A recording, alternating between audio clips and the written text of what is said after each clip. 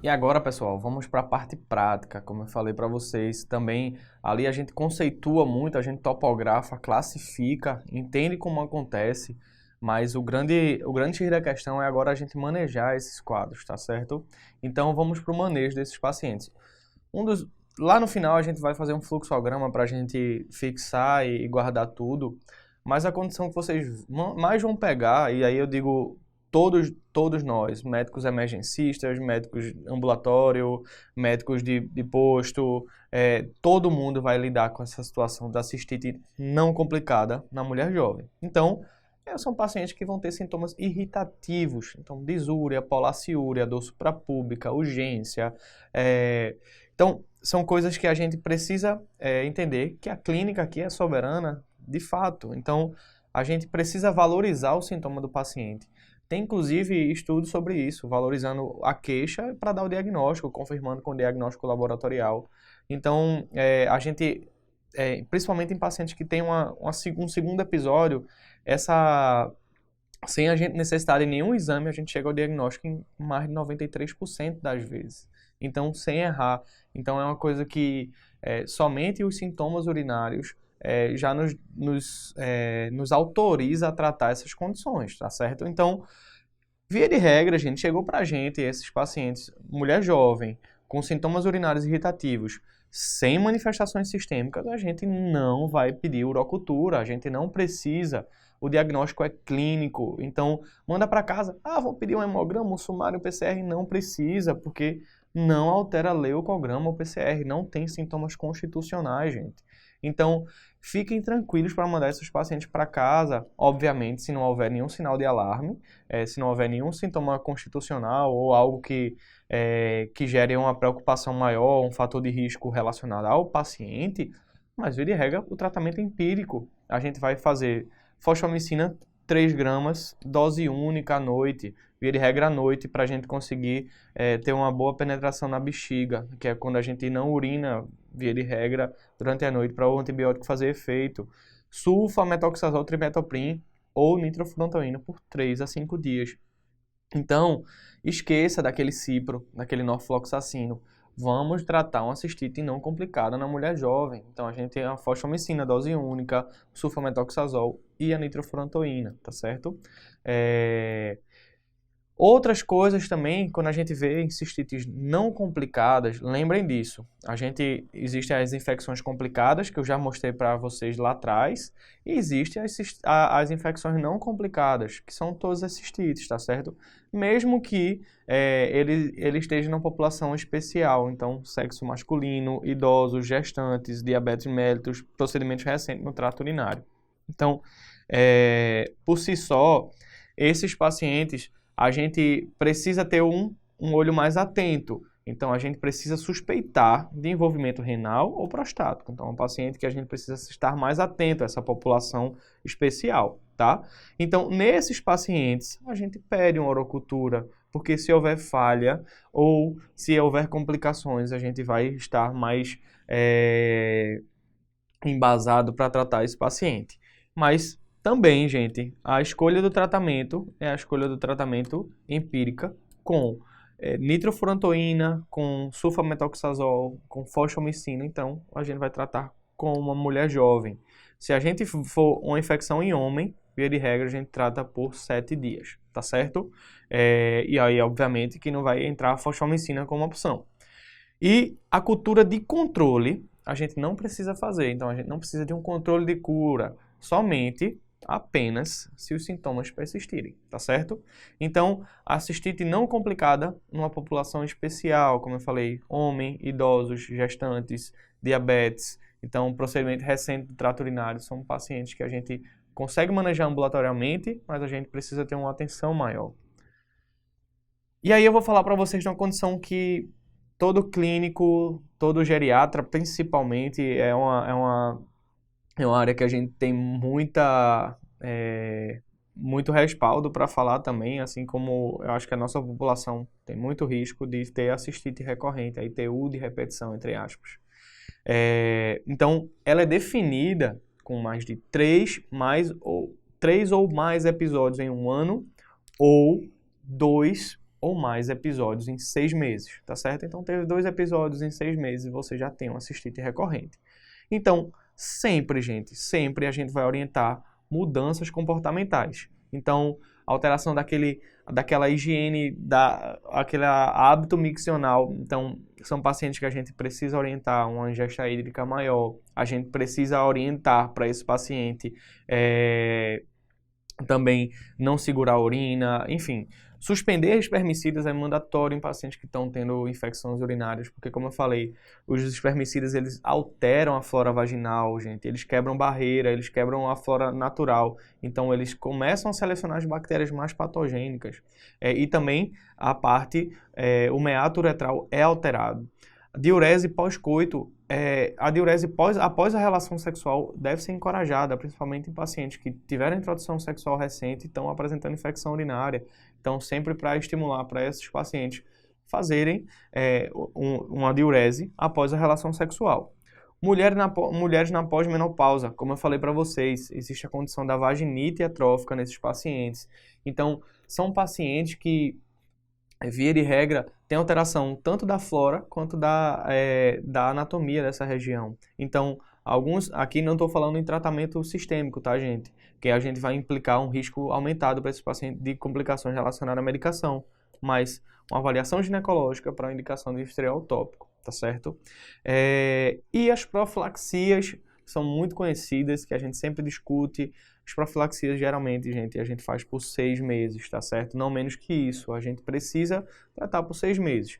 Então, existem algumas modalidades, que é a dose após relação sexual, então, que são aquelas pessoas que têm infecção relacionada ao coito, relacionada ao ato sexual. Então, a gente faz uma dose somente após a relação sexual.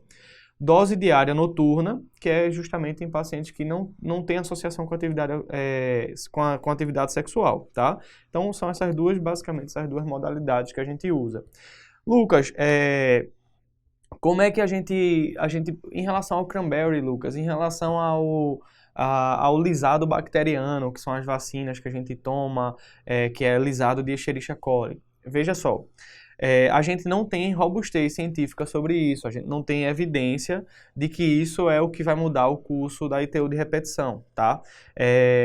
Porém, a gente tem algumas referências que colocam, a evidência não existe, mas algumas referências que recomendam, então são coisas questionáveis, mas que podem nos ajudar, tá? O lisado bacteriano, as vacinas para infecção urinária de repetição fazem sentido, porque a gente começa a tomar, digamos assim, um lisado de bactérias menos patogênicas. Então, a gente seleciona, digamos assim, aquelas bactérias menos patogênicas. Não estou aqui encorajando a prescrição disso, tá, gente? O que a gente tem de evidência é antibiótico, profilaxia. Então, nitrofurantoína, 1/4 da dose, cefalexina, 1/4 da dose, fosfomicina a cada 7 dias. Então, 7 a 10 dias o que a gente tem de referência de ficar toda semana tomando um envelope de fosfomicina 3 gramas, tá certo? Então, são profilaxias que a gente pode usar, tá? Por 6 meses, tá bom?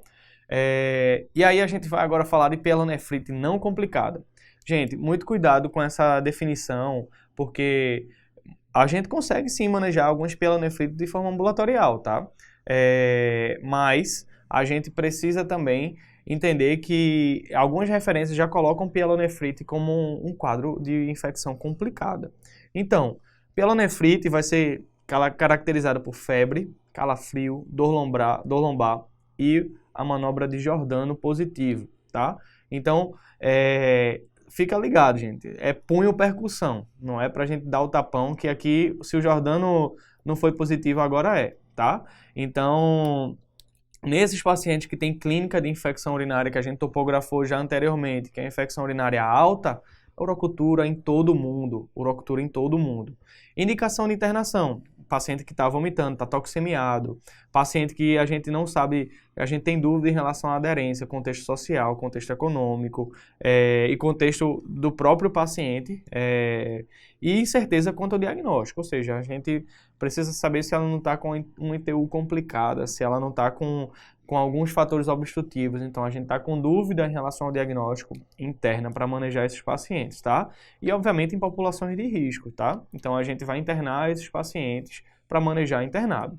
O tratamento, como eu falei, pode ser tratamento oral. Aqui a gente não entra com nitrofurantoína porque a infecção é alta, tá certo? Então, via de regra, a escolha para tratamento de infecção urinária alta são as fluoroquinolonas. E aqui a gente vê ciprofloxacino, norfloxacino e a levofloxacino, tá? Esqueça a moxifloxacino que não tem uma boa penetração, tá? E antibiótico parenteral, que aí entra as famosas cefalosporinas de terceira geração. A nossa querida ceftriaxone, tá? Ceftriaxone, ceftazidima de quarta geração, cefepime. As mesmas quinolonas que a gente pode fazer oral, a gente também pode fazer venoso. E os carbapenêmicos, quando o paciente tem fator de risco para infecção por bactéria resistente, tá?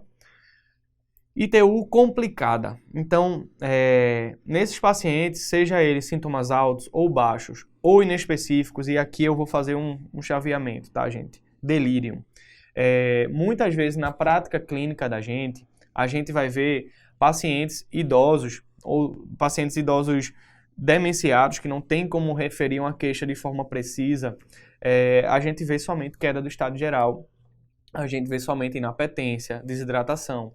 Então, nesses pacientes, a gente muitas vezes é um pouco dependente de alguns exames laboratoriais, como o sumário de urina.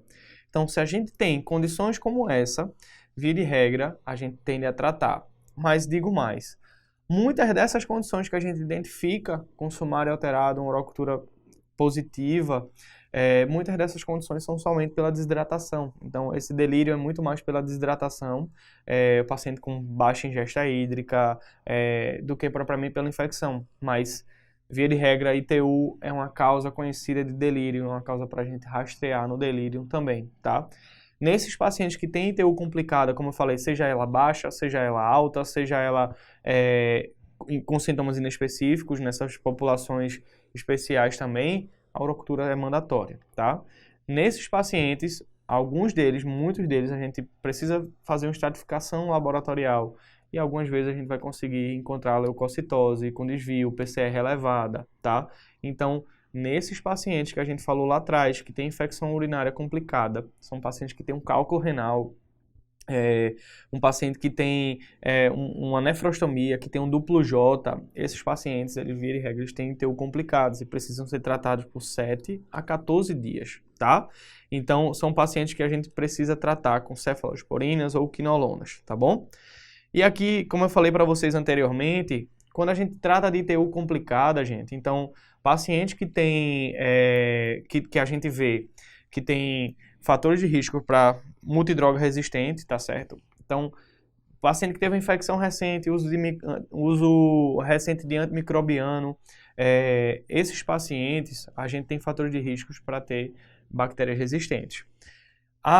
Como eu falei lá atrás, o mecanismo de resistência à ESBL, ao ISBL, que são as bactérias produtoras de beta-lactamase de espectro estendido, quando a gente pega a urocultura dela, vai estar lá piperacilina tazobactam sensível, com MIC menor a 4.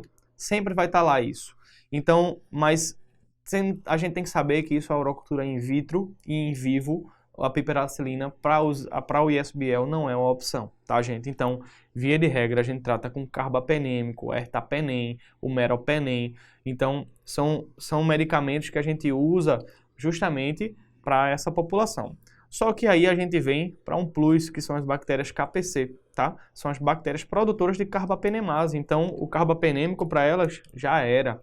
Então, a gente vai precisar fazer outro tratamento para gram-negativos, que são as polismixinas, a polimixina B e E, aminoglicosídeos, como a amicacina, gentamicina. Via de regra, as polimixinas não são monoterapia, tá? Então, são associados com aminoglicosídeo. E aqui temos a ceftazidima avibactam, que a gente tem uma cefalosporina de terceira geração com o avibactam, que aí a gente impede esse mecanismo na verdade, de ação das bactérias produtoras de carbapenemase. Então, hoje em dia, é uma opção que é a torgena, que tem sido cada vez mais utilizado na prática clínica para o tratamento de KPC, tá bom? E aí, assim, gente, tem uma coisa que a gente precisa entender na prática, tá? O manejo de ITU complicada, via de regra, a gente precisa de imagem nesses pacientes, principalmente se tiver persistência de sintomas nas primeiras 48, 72 horas, Imagem. A gente precisa fazer imagem desses pacientes, tá? A imagem com melhor definição para infecção do trato urinário complicada, a gente vai ter uma tomografia com contraste, uma tomografia de abdômen total com contraste. Então, mas algumas vezes esses pacientes também estão com lesão renal aguda e a gente fica impedido de utilizar essa ferramenta. Outra opção muito, assim, que ajuda bastante é um ultrassom do aparelho urinário, define a maioria das coisas de infecção urinária complicada, exceto cálculos muito pequenos, mas via de regra, a gente consegue ajuda com o exame de imagem, tá certo? Então, aqui mesmo, a gente vai para o exame de imagem de um paciente com pielonefrite ou paciente com ITU complicada já, justamente para avaliar essas complicações obstrutivas, essas complicações como abscesso perinefrético, abscesso renal. Então, são coisas que a gente lança a mão justamente nesses pacientes que têm febre ou persistência dos sintomas após 72 horas. Obviamente que a gente precisa rever a sensibilidade antimicrobiana, tá? A gente precisa de uma avaliação urológica, que também a gente vai ter esse pedido para a gente corrigir esses fatores de risco obstrutivos, cálculos. E aqui, por exemplo, gente, a gente tem uma tomografia com contraste, uma tomografia de abdômen com contraste na fase renal. Pode ver que o rim esquerdo, a gente tem o contraste, captou em todo lugar. Agora aqui, olha, a gente vai ver uma falha de preenchimento do contraste em alguns lugares. Isso aqui já são sinais de formação de abscesso renal. Então, a gente precisa, nesses pacientes com sinais de toxemia ou pacientes que não estão respondendo à terapia, primeiro é rever o esquema de sensibilidade ao antibiótico. Geralmente as culturas saem em 48, 72 horas, as uroculturas. A gente precisa também rodar um exame de imagem nesse paciente, tá certo? E aí, gente, só para a gente manejar também o que a gente chama de bacteriúria assintomática. Isso é uma condição muito frequente que a gente enfrenta no nosso dia a dia. E uma coisa que eu tenho que deixar de mensagem para vocês não é um exame de rotina, tá, gente? Só é um exame de rotina em pacientes gestantes, tá? Então, que a gente pede cultura no primeiro e no terceiro trimestre, ou se, obviamente, tiver algum sinal de infecção. Mas, como rastreio, somente em gestantes, tá? Então, nesses pacientes, a gente trata de rotina, porque ele tem o maior risco de ter mortalidade também para o feto. Então, a bacteriúria assintomática, a gente fazer urocultura não é recomendado de rotina. E como ela não é uma rotina, a gente também não deve tratar de rotina, tá certo? Definição de bacteriúria assintomática são mulheres com maior ou igual a 10/5 unidade formadora de colônia em 2 amostras e homem maior ou igual a 10/5 em 1 amostra de unidade formadora de colônia, tá? Então, quando é que a gente trata? Somente quando a gente tem um TGU. Então, a gente em transplantados renais até o 30º dia pós-operatório, em gestantes, tá certo? Como eu já falei, a gente pede as culturas no primeiro e no terceiro trimestre, e em pré-operatório de cirurgias urológicas invasivas, tá certo? Então, urologia, gestantes e transplantados são os pacientes que a gente trata uma bacteriúria sintomática. E aqui, gente, o organograma só para a gente fixar essa situação. Então, paciente tem sintoma de infecção urinária, sim, a gente vai para cá, a gente vai para esse lado do fluxograma aqui. Se não, é uma bacteriúria assintomática. Então, você precisa saber, inclusive, por que você pediu aquela urocultura. Se ele tem sintoma, a gente precisa se perguntar, é complicada ou não? Se sim, é complicada, a gente vai manejar como ITU complicada, como a gente já falou aqui. Se não, a gente precisa saber, essa organograma, a gente tem sintomas altos, é uma pielonefrite aguda não complicada. Se não tem sintomas altos, a gente precisa dividir mulher jovem e outros adultos. Que aí, como eu falei, a gente tem um manejo diferente nesses outros adultos, pedir urocultura, via de regra, e são pacientes que a gente precisa ficar mais de olho. Mulher jovem, é uma cistite aguda não complicada em mulher jovem, ok, a gente trata de forma clínica. Se é uma infecção de repetição, é uma cistite aguda recorrente, tá? Outros adultos, a gente trata como cistite aguda, mas a gente sempre tem que se perguntar se tem envolvimento renal ou prostático, tá certo?